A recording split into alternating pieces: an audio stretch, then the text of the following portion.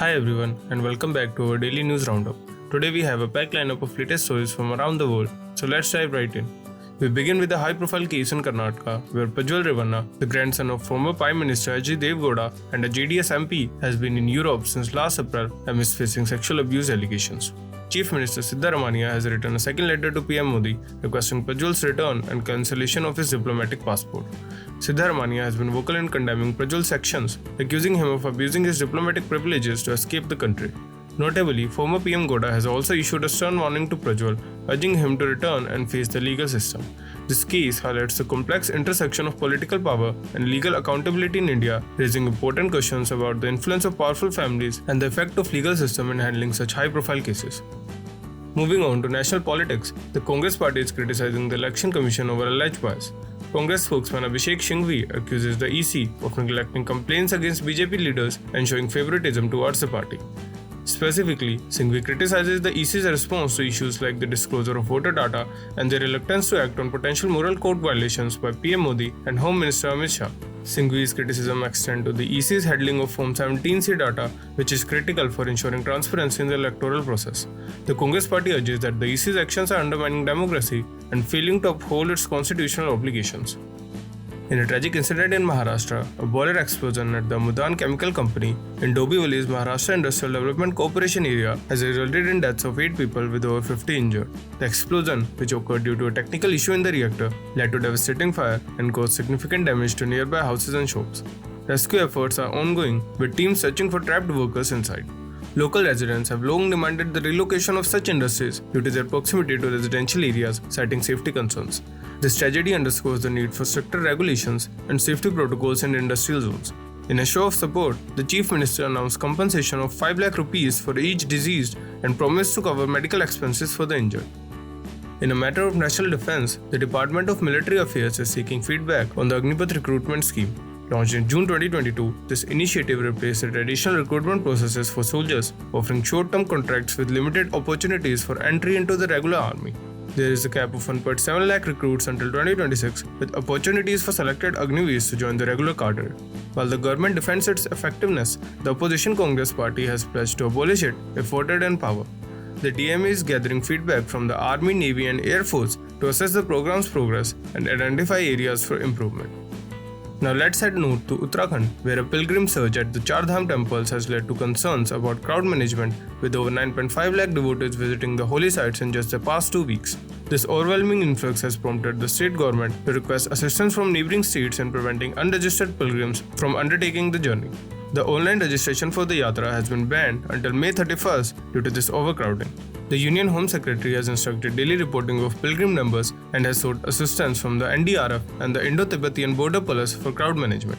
The Chief Minister has directed officials to analyze the shortcomings in the yatra arrangements after chaotic scenes went viral on social media.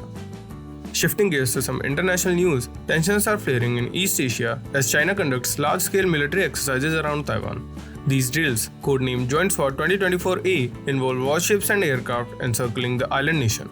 This show of force coincides with the inauguration of Taiwan's new president, Lai Ching-te, who has been a local advocate for Taiwan's independence.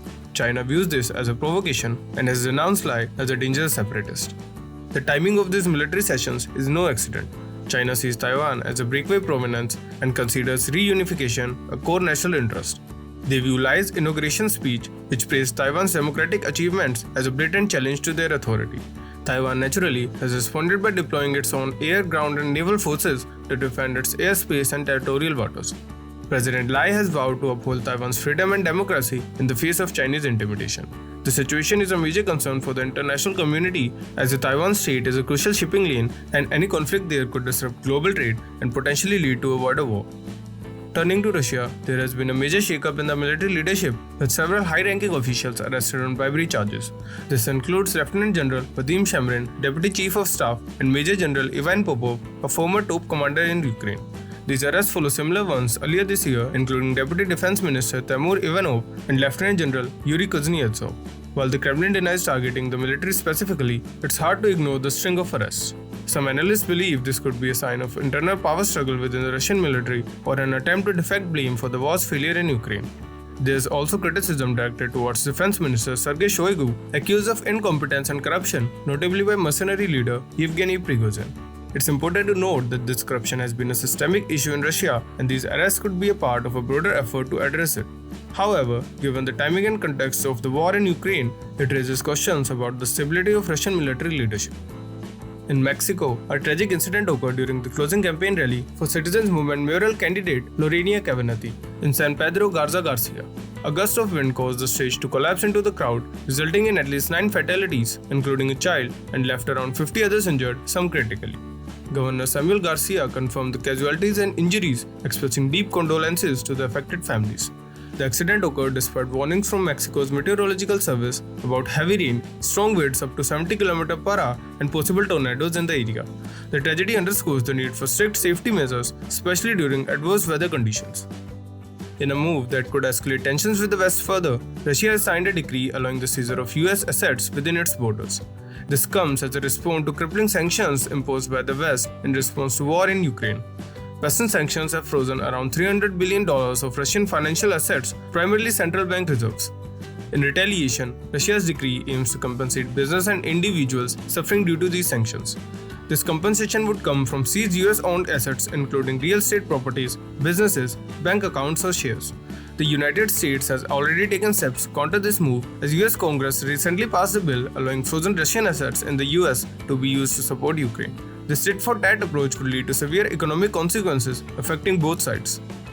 Finally, in the Middle East, leaders from Iran-allied militant groups including Hamas, Hezbollah, Houthis and Iraqi Shia militant groups met in Taliban to discuss the alarming situation in Gaza.